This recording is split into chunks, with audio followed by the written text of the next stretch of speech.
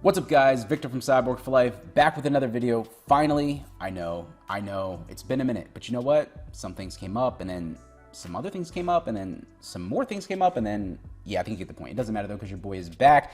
And today I'm here to talk about how long you need to stretch after lengthening surgery. So if you've seen some of my past interviews with surgeons, then you know that it's highly recommended that you stretch before surgery. You have to stretch during the lengthening phase, and you're most likely going to want to stretch well into consolidation as your bones begin to harden and you start taking your first unassisted steps. But then everyone asks, is there a point where I can stop stretching altogether, or do I have to do this for the rest of my life so that my muscles don't get tight again and I start walking like a zombie-like cripple? And the answer is no. No, you don't have to stretch for the rest of your life, assuming that you achieve three things. First is maximum flexibility. 2 is regaining your full functional range of motion. And 3 is you have no residual aches or pains from excess muscle tension. It all sounds simple, but there's quite a bit that goes into that.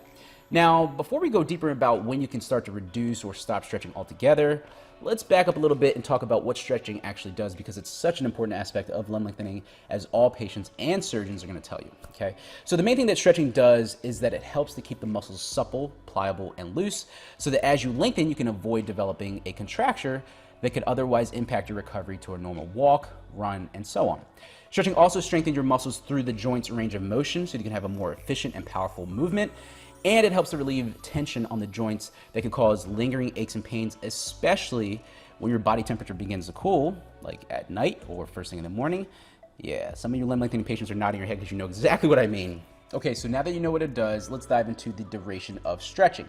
So typically, the more length that you aim for, the more stretching that's going to be required to avoid problems. The standard that you can expect is about 3 to 6 weeks pre-surgery, the entire lengthening phase, and about 2 to 4 weeks as you approach the consolidation phase with occasional stretches here and there, okay? Broken down a little bit further, that translates into a pre-surgery at about 30 to 45 minutes per day, 3 to 5 times per week. During the lengthening phase, that's 6 to 7 times per week at 2 to 4 hours per day. And after consolidation, as you start walking you can gradually reverse that back to about 4 times per week at about 30 minutes per day. All right, what's next? When can you stop? What if you want to completely get rid of that morning stiffness and soreness from walking long distances after you start full weight bearing? Well, the easy answer is to keep doing it until it lets up. But if you want an estimated time frame, like I know you all do, then you may want to continue stretching until about that 1 year mark or a few weeks after the device removal.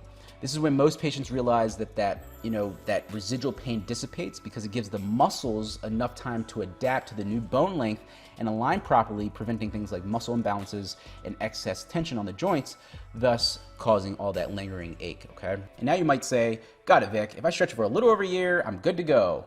Not so fast. You see, if you're an athlete or you work out intensely, especially on your legs, you may notice that after hard workouts or you start gaining more muscle mass, things start to get tight again. That's right. Until you hit a point where your body can adapt its flexibility to your new muscle mass, you should keep stretching to stay loose. And how long will this take? It's different for different people. In my case, I had a tibia done and I would notice my calf would get really tight after workouts. And once I even strained my Achilles tendon. Thank God it was a partial tear. But that came from me being complacent on my stretching too soon. And so I made it a habit to stretch after every single workout, after every single cardio session, or whenever my muscles were warm and loose. I took advantage and I stretched until I noticed that natural pliability returned. But Vic, I don't want to keep stretching. It takes so much time. Hush. If you're an athlete or a lifter, you should be stretching anyway. Come on. Shame on you. Plus, it's the price we pay for hacking nature with science.